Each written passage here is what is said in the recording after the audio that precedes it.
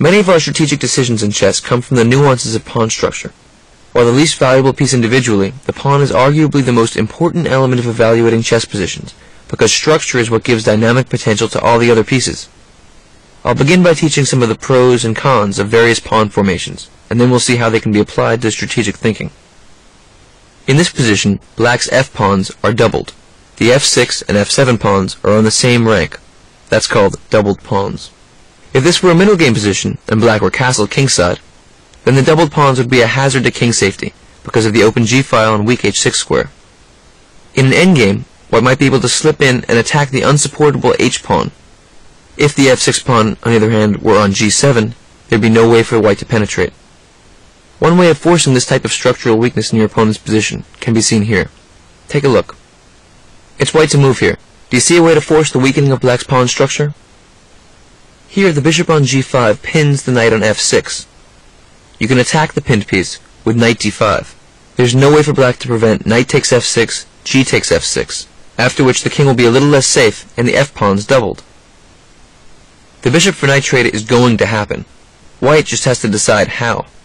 A key principle with pawns is to take towards the center. We always want to improve the cohesiveness of our pawns and to increase central control. The best move is bishop b3.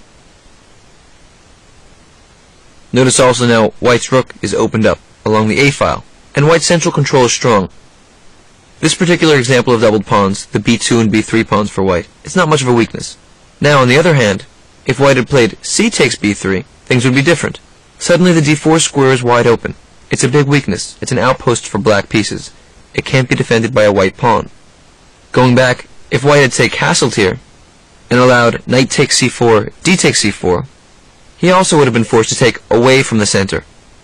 So in this position, white had to decide how to trade bishop for knight without losing central control and without weakening the pawn structure. So bishop b3, knight takes b3, a takes b3, recaptured towards the center, and white has a good game. Also notice that in this position, after white makes the inevitable trade on f6, knight takes f6, g takes f6, bishop h6.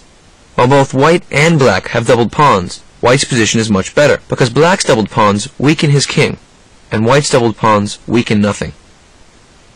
Let's return to a position we saw not so long ago. We saw that black had doubled pawns. Black also has what's called isolated pawns. Isolated pawns are pawns that are exposed on open files and cannot be supported by other pawns. Here we see that black's c and h pawns are isolated. You can imagine that if white were to have two rooks on the c file or h file, this could cause big problems for black. On the other hand, if that a7 pawn were on b7 and white were to have a rook on c1, then simply c7 to c6 would put up a wall. Isolated pawns also have the downside of leaving open holes within their own camp, in which enemy pieces can comfortably lodge. We'll see more on this idea in the weak squares creating outpost section to come. Take a look at the next position.